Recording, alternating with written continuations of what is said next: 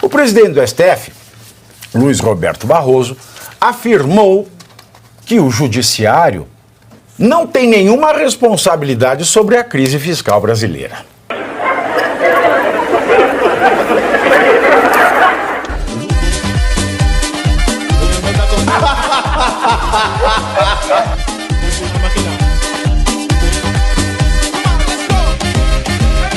Eu vou falar dele, que a Geisiane gosta muito, do presidente do Supremo, né? Aquele que sempre fala com uma balinha na boca, Luiz Roberto Barroso.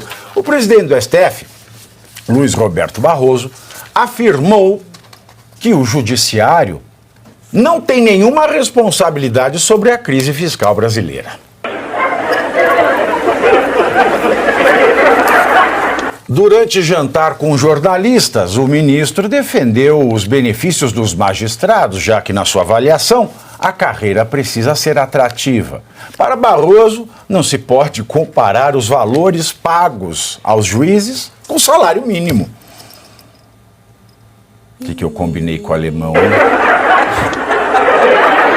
Isso porque ele colocou no TP o que era para ele colocar. Ele tá ali, mas, então vamos continuar com o Barroso. Não pode comparar com o salário mínimo, mas sim com as quantias pagas, as carreiras jurídicas, como diretores jurídicos de empresas, né? Porque é fácil conseguir emprego.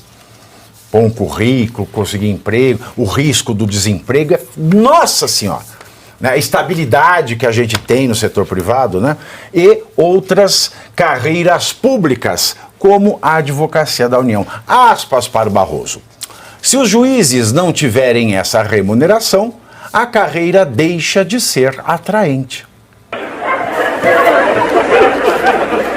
De acordo com o Conselho Nacional de Justiça, o judiciário brasileiro custa 132,8 bilhões de reais por ano, o que corresponde a 1,2% do PIB. Por outro lado, o judiciário arrecadou 68,74 bilhões de reais. Quer falar sobre a numerologia, Arthur? Vivi, para mim, o problema não é o salário do juiz. Acho que o juiz tem que ganhar bem mesmo, como o presidente do Banco Central tem que ganhar bem, como o ministro da Fazenda tem que ganhar bem. Porque, de fato, a iniciativa privada paga muito bem para essas pessoas. Para mim, o problema não é o salário, é o resultado que eles dão. Hoje, o Supremo Tribunal Federal é fonte de insegurança jurídica. Hoje, o Supremo Tribunal Federal não respeita a Constituição. Esse é o problema. Por mim, pode ganhar 100 mil reais. Se respeitar a Constituição e se trouxer segurança jurídica ao país, não tem problema nenhum. Então, é claro que o Poder Judiciário sozinho não é responsável pela gastança do governo federal. Mas eu gostaria que o ministro fizesse uma reflexão e dissesse o seguinte: hoje, o salário do ministro Supremo vale o desempenho deles? Eu acho que não. Olha, Pavinato... Quanto vale o show, Geisiane? Vamos lá.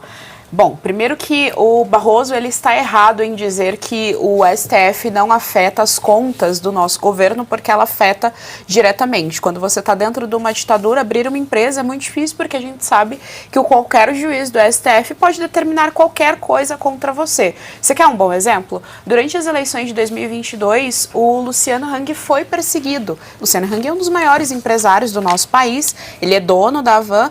E durante a tragédia que aconteceu lá no Rio Grande do Sul, ele foi um dos primeiros a ajudar a iniciativa privada. Então, estou dando aqui um simples exemplo de como essa bagunça que os membros do STF vêm fazendo no nosso país atrapalha diretamente empresários do nosso país. Então, ele está errado quando ele diz que não interfere. Inclusive, ele chegou a dizer, agora eu não lembro se foi esse ano, no começo desse ano, no ano passado, que as ações do STF, na verdade, estavam ajudando a economia do país. E ao contrário, quando a gente tem o Flávio Dino mandando e desmandando emendas, quando a gente tem o Alexandre de Moraes mutando todo mundo ao bel prazer, é evidente que isso traz uma insegurança para qualquer pessoa, não só para o empresário, mas para qualquer pessoa. Outro bom exemplo é como a comunicação é afetada. As comunicações de direita não conseguem ter uma robustez robustez, justamente porque os empresários têm medo de investir em quem faz uma comunicação mais conservadora ou mais liberal.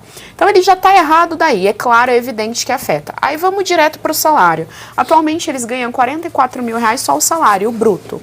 E eles votaram para ano que vem aumentar esse salário para R$46 mil, R$46.300 mil. A média da renda mensal do brasileiro, o afegão médio, né, como diz o Emílio, o afegão médio, essa renda mensal é de 1.848. Então, quem faz funcionar a economia no país e quem sofre com as péssimas decisões políticas econômicas tomadas pela esquerda é esse cara que ganha 1.848, que está aí nessa média.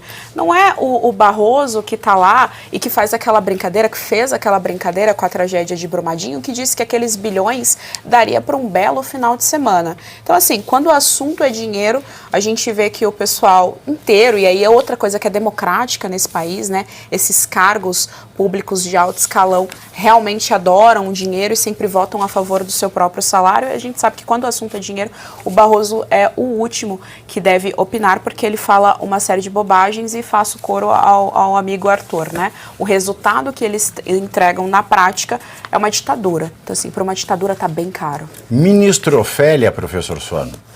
Acho que se lembra da Ofélia, sim, Fernandinho. Lembro, sim, claro. Pavi, são vários pontos, tá? O primeiro deles, quando a gente fala que os ministros do Supremo, na realidade, o juiz ou quem quer que seja o judiciário, devem ganhar bem. Eu concordo plenamente com o Arthur. Devem sim ganhar bem, mas não pela razão que o ministro apresentou. O que o ministro falou não tem nada a ver, senão não se torna atrativo. Ele tem que entender que não é uma questão de atração ou não. É uma questão de exercer uma determinada profissão, se você tem vocação ou não, porque você não vai virar ministro porque o teu salário, como, por exemplo, professor, é ruim e você gosta de dar aula, mas não gosta de ser ministro. Se for isso, você já tem uma desregulação. Outra coisa, e aí não seria uma discordância contigo, Geise, seria apenas uma complementariedade, mas uma complementariedade essencial. Eu concordaria com o ministro que não dá para comparar o salário daquilo que deve ser para um juiz em relação ao cidadão comum, porque você tem que verificar a questão da meritocracia. Sim, mas num país em que...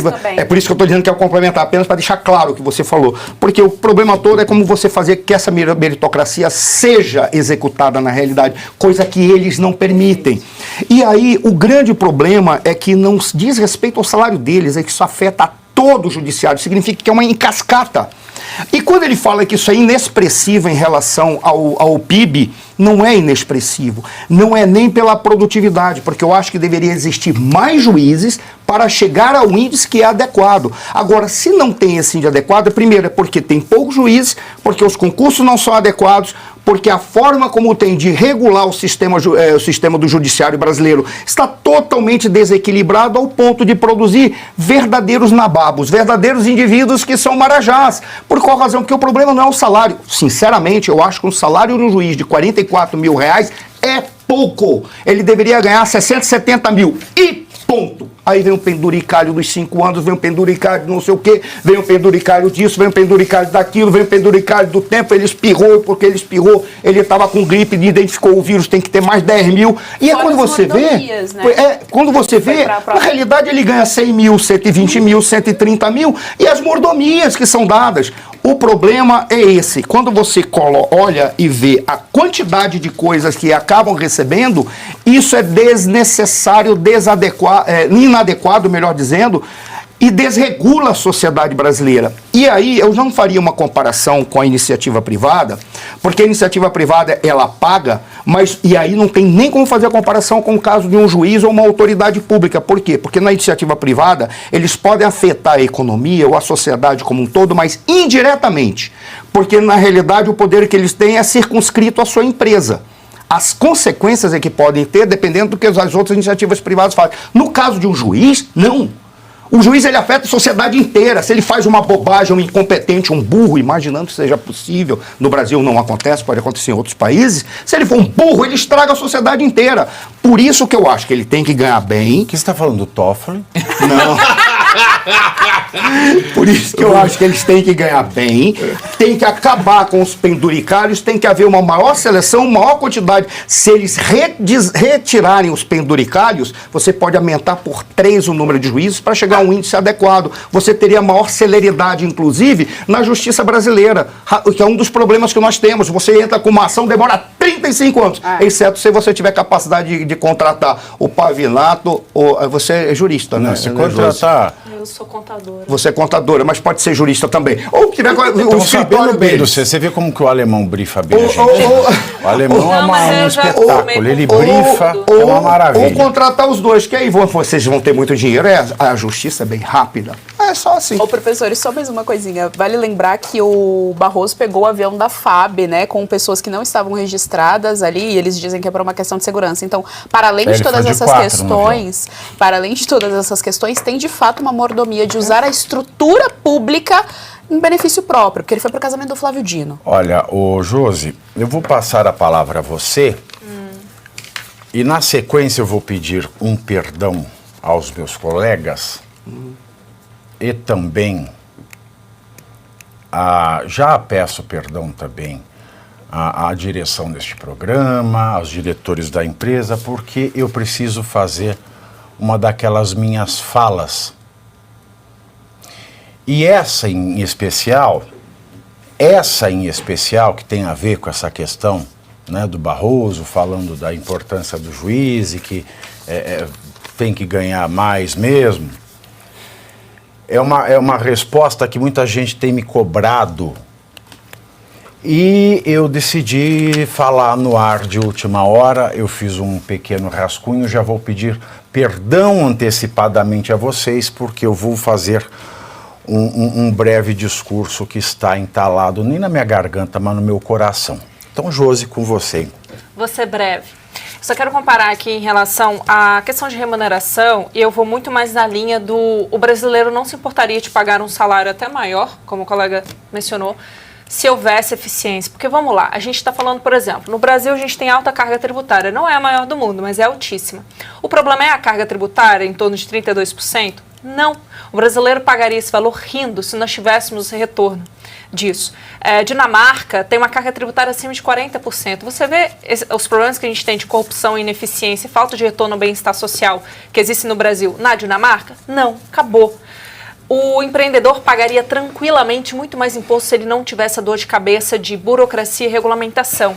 A gente fala muito de imposto, mas o principal gargalo, tá, a corrente no pescoço do empreendedor é a regulamentação. Isso é pouco discutido.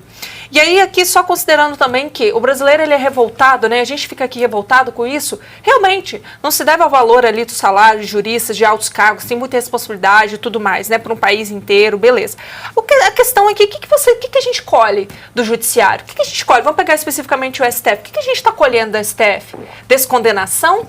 Liberação de condenados, de centenas de anos de condenados pela justiça, anulação de multas das empresas milionárias condenadas ali pela Lava Jato, onde no exterior a condenação aconteceu, estão sendo punidos. No Brasil, eles já estão de volta ao jogo, sabe? Como dizia muito bem o Alckmin, todos já estão de volta à cena do crime. Então, nós não temos um judiciário que respeita a Constituição, nós temos um judiciário que reinterpreta a Constituição e gasta a maior parte do seu tempo tornando questões discutíveis que não deveriam, que são indiscutíveis, como direito à vida, direito à propriedade e direito à liberdade. Todo esse relativismo, né, sem considerar o que o colega já falaram em relação à insegurança jurídica, que isso ferra para o nosso país, né, economicamente, mas queria aqui só reafirmar o que todos já sabem. O Estado de Direito, ele deveria defender os valores humanos acima de tudo.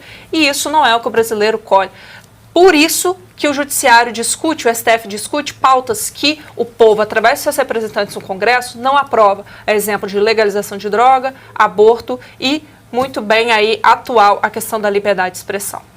Então, primeiro C, você curte, que é o preço deste programa. Quanto vale o ingresso para ver este palhaço neste picadeiro bonito? Vale uma curtida. Vale o seu like, o seu joinha, o seu gostei. Então, a sua obrigação é curtir. Se puder, comente, porque quem comenta ajuda no engajamento. Então, primeiro C é curtir, segundo C é comentar, o terceiro C, o que seria muito louvável, seria você compartilhar. Tem um link que é a setinha, uma setinha assim, meia bomba.